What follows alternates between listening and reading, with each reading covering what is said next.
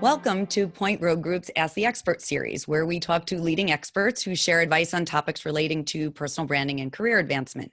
This month, we're speaking with Paula Rizzo, who is a fantastic media consultant, but that also sells her a bit short because she is also an Emmy award-winning TV producer, a best-selling author, a media trainer, and a strategist. So she's a lot of things. She trains authors and experts to perform better on camera and produce their own videos. And her most recent book, which is out last month and that you can get anywhere you can buy a book, is Listful Living, a list-making journey to a less stressed you, which is something we all need. Welcome, Paula. Thank you. I'm excited to chat with you. So let's jump right in. What are the three most important things that someone can do during or before a remote job interview or a media interview? Sure. So there's three things. I'm going to go through all of them. The first thing is to practice. Second thing is to stop looking at yourself. And the third thing is to smile. So let me go through each of those. Okay. So the first thing is to practice. And when I work with media training clients, I show them to do the accordion method. And the way that works is to any answer that you're going to give, you should have three answers for it, right? Three answers to that question. One should be short, one should be medium, and one should be long. That way you can decide in the moment, how much time do I have to answer this question? So you want to be able to have something that's really impactful that you can say right away, like a headline. That's your short one. If you have a little bit more time, you give it a little bit more room. And if you have even more time, you give it even more space. So then that way you really get to the point fast. So that's the accordion method. That's number one. Number two is to stop looking at yourself. So this is what happens when we're in a situation like this, where you have a little window below you, where you can see yourself. What I want you to do is to be looking directly in the camera at all times. I know it's awkward.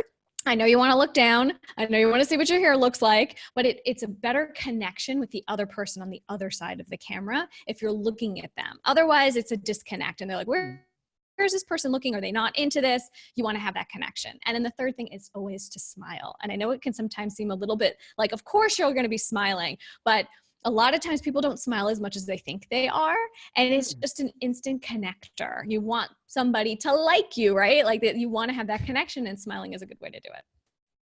Great, thanks. You know, it's really interesting when you're talking about the accordion method, that having the short, long, medium, and long, we say that too to people just when, how you introduce yourself, that you should have the quick version, the medium, and the long. So that's interesting parallel there. So when you talk about kind of smiling and maintaining your composure that way, what happens? Do you have any tricks for when you are given a challenging or really curveball question that comes out of nowhere and the camera is right on you and you have to kind of stay composed? Right. You don't want to look shocked. You don't want to make a face. Well, my best advice is to really just pause. We often want to just like jump right in and give the best answer, but you could be thoughtful here, right? They can see you, they can see that you're thinking. So instead of just jumping right in and saying something you're going to regret, give yourself a beat. Think about it and then jump in and say something, right? So that pause is what will really, really help you. And also when I'm working with people who use filler words, things like, oh, I'm so glad you asked that question. They're buying time. That's just like I advise people not to do that because I think that it's just wasted space and wasted time. People also will say words like, or you know, or because, or so at the beginning of sentences. Same thing. Just pause before you do that. And it'll get you out of that motion of continuing to have to fill all the air, fill all the space. Right. And we're so afraid of silence that it's okay to pause for a second, even when you're not on camera. So thinking along those kind of things that come out of nowhere, what happens when there's all of a sudden, you're doing something like this and there's unforeseen noise or some kind of technical interruption, or things get super staticky and it's really frustrating. You're not, how do you handle that? Yeah, it's hard because sometimes you can't avoid it. If you're like in New York City or something, there's going to be a siren that's going to go by at some point. But the first thing is to really set yourself up for success to begin with. Find a really quiet area, test it out. If this is a really important meeting or interview, go there the day before around the time you're doing that meeting to see is there construction happening above here at this time every day? Something like that to really set yourself up. And then if something does happen, you do have to go with the flow. Sometimes you can ignore it to a point, but there are times when you have to just say like, oh my gosh, I'm so sorry. Or, if this you have to play with it a little bit. You have to see how it goes. Use it as like an improv kind of prompt, you know, but there are times when it's too distracting to ignore. You have to play it by ear. Right. Okay.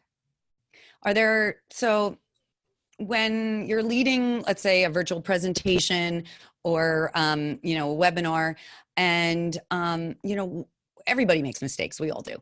But what are the most common ones that you see, and how can they be avoided? Yeah, I lead a lot of webinars myself, and it's awkward because you're not seeing the other people. Right. You don't have their reactions. There's no interaction there, so you're not like you're thinking, are these jokes going over well, or what's happening here? You know, it's a little difficult to tell. But you have to remember that even when I'm listening to you only and not seeing you, I can still hear your personality. I can still get a real good feel for who you are and how you act and all of that. So if you're doing a webinar, don't lose your personality. Don't forget to smile even if you're not on camera. So often we go into like drone mode and we think like, oh, I'm just going to read off this thing because nobody's really listening. And it's not interesting. It's not compelling. And, you know, a lot of people now are using Facebook Live, which I think is terrific. And it's a good way to practice being on camera and practice being comfortable. But a lot of times people will just use it just to say hi to people who are popping on live, and they get distracted from what their content is. And that as a viewer is actually really distracting. So think about, what would this look like afterwards? If I was watching this in the replay and not watching it live, it would be really annoying to have to keep watching you say, oh, hey, Emma's here. Oh, good. So-and-so, you know, so just get to the content. I want to know what this is about, and make it compelling so I stick around. Right. And I guess the same would be talking about something really timely for the day. So this way you can use the content in perhaps, you know, in the longer term. So it's relevant next year or in 6 months from now. Yeah, exactly. I mean, you want to be timely, but at the same time, you don't want to have it be too time stamped where then you're stuck with, you know, you said it's like Tuesday and the exact date and all of that. And then you're like, oh, I can't use that again. So yeah, thinking evergreen and long-term is really smart. Yeah, that's really great advice. Well, thank you so much, Paula, for sharing your expertise with us on Point Road Group's Ask the Expert series. I know that I will be incorporating some of your advice. And you can check out Paula's expertise as well as that of other experts that cover other areas in personal branding on our website at pointroadgroup.com/asktheexperts. Thanks so much, Paula. Thanks.